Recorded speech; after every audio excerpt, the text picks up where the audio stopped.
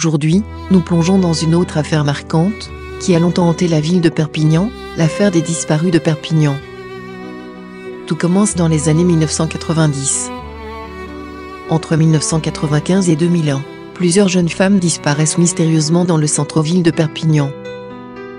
Leurs noms vont marquer durablement la mémoire collective: Mokhtaria Chaïb, 19 ans, étudiante; Marie-Hélène Gonzalez, 22 ans; Fatima Hidraou, 23 ans; et Tatiana Andujar, 17 ans. 3 d'entre elles seront retrouvées mortes, la 4e, Tatiana, ne sera jamais retrouvée. À l'époque, la police peine à établir des liens clairs entre ces disparitions. Les enquêtes s'enchaînent, mais les pistes s'éteignent, les familles restent dans l'attente, et le mystère alimente les rumeurs.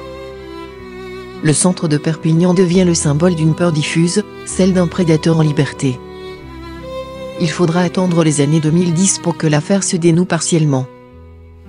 En 2014, grâce à l'ADN et à de nouvelles analyses, un homme est identifié, Jacques Rançon, ancien ouvrier, déjà condamné pour viol.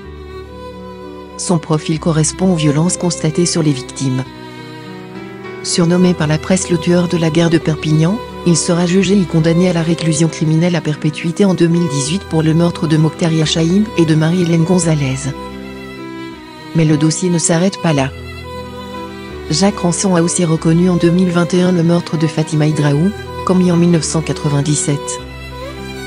3 des affaires trouvent ainsi leurs coupables, mais la disparition de Tatiana Andujar reste encore aujourd'hui non élucidée. Pour sa famille, le combat continue, avec l'espoir qu'un jour la vérité surgira. Au-delà de l'horreur des crimes, l'affaire des disparus de Perpignan a soulevé de nombreuses critiques: lenteur judiciaire, manque de coordination entre les services d'enquête, absence de protection pour les jeunes femmes de la ville. Elle est devenue un symbole des limites de la justice des années 1990, avant l'arrivée des techniques modernes d'ADN. Aujourd'hui, Jacques Rançon est derrière les barreaux, mais la cicatrice reste ouverte. Pour Perpignan, cette série noire a laissé une trace indélébile.